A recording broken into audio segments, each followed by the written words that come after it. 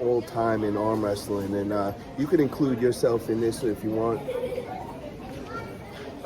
I think if I was to come together with an all-time top 5, it would be difficult because is it all-time 5 favorites, all-time 5 best, right? Where if we were to rank them 1 to 5, you know, and or just all-time 5 that were the most impressive, right?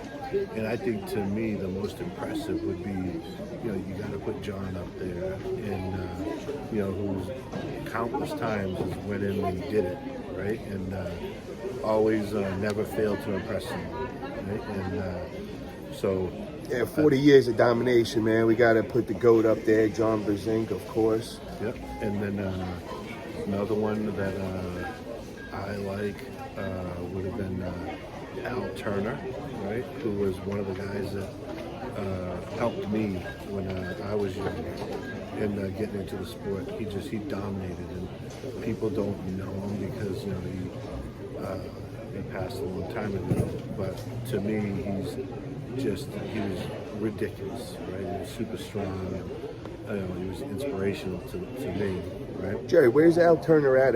I never heard of him before this. Brockton, Mass, right? And won numerous world titles, and then he was just raw strength, right? Like if you looked at him, you didn't think, oh, that guy must be an arm wrestler, right? I mean, he was strong, but he had his hair parted to one side. He wore glasses. You know, he looked like, you know, if you just looked at his face, he'd be looking like he was this guy a school teacher.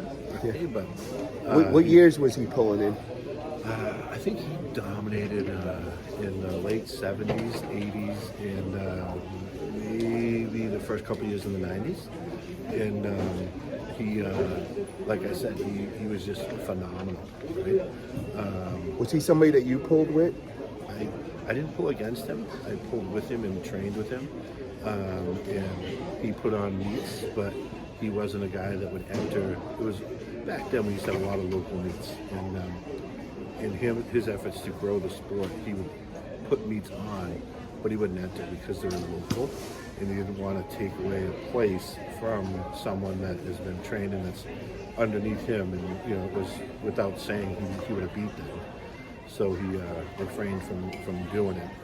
But I know I measured my level of growth based on how well I would do with him in practice, right? And you know, at the end, I mean, maybe he was coming down and I was still going up. But you know, when you start to surpass, right, the teacher, it's I don't know, one of those inspirational things, right? So it's like, oh, you know, am I getting that good or are you dropping? Yeah. Right? So either way, so I would put him in there as you know, a high favorite of mine, and then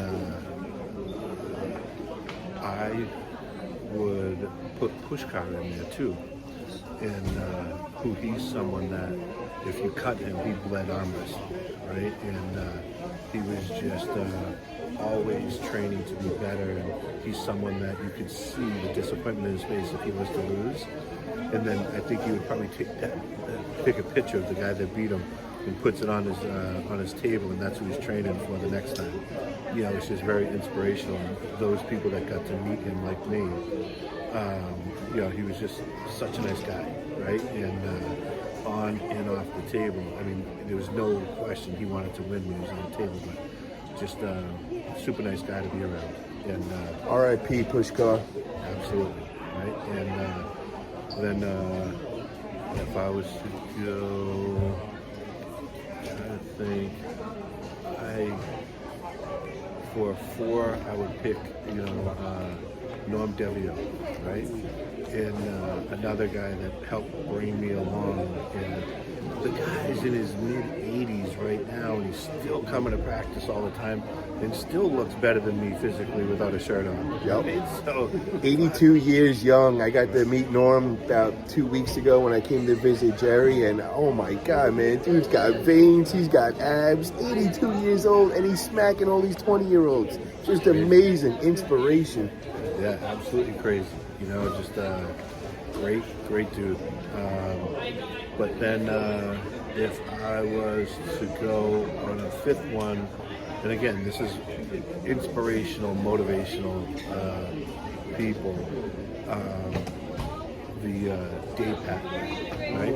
I used to love watching Dave Patton and Alan Fisher go against each other, and these two people were animals, right? And then it was, I don't know why he hung up the shoes so early, right? And I think I heard he got into big time into Brazilian Jiu-Jitsu, and now he's like a black belt, and I think he teaches Brazilian Jiu-Jitsu and all. Yeah.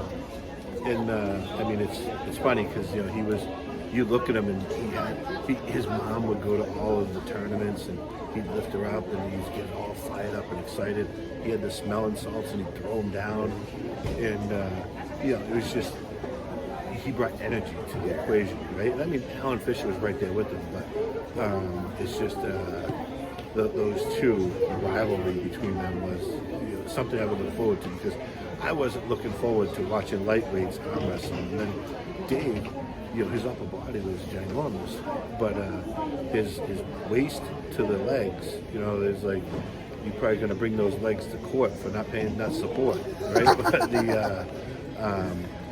so you never see him in shorts, right? Always in jeans. Yep. But just freak of strength, right? And but made it for me that I love the sport, right? And those would be, in no particular order, those would be the five that really, in some way or another, affected me and made me, know that.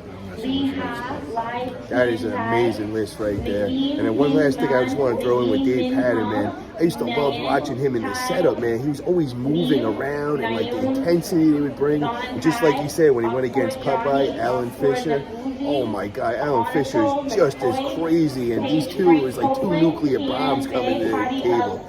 Very exciting to watch. And to see that Alan Fisher at 65 years old, still pulling today, still #1 in Cali in the 165 class, just dominating. So that's just amazing to see, man, that our sport, you could go up to that age and still be very competitive and at that elite level. Well, thank you, Jerry. We're going to keep getting all the behind-the-scenes content as we make our journey over to Istanbul, Turkey. We're going to show everything. Thursday night, we got the big dinner with all the athletes. We got the press conference going on. So make sure, everybody, that you click that subscribe button. If you're feeling this content, smash that thumbs up button, and we're going to keep you posted the whole time. Watch me kick Cadorette's ass. Let's go.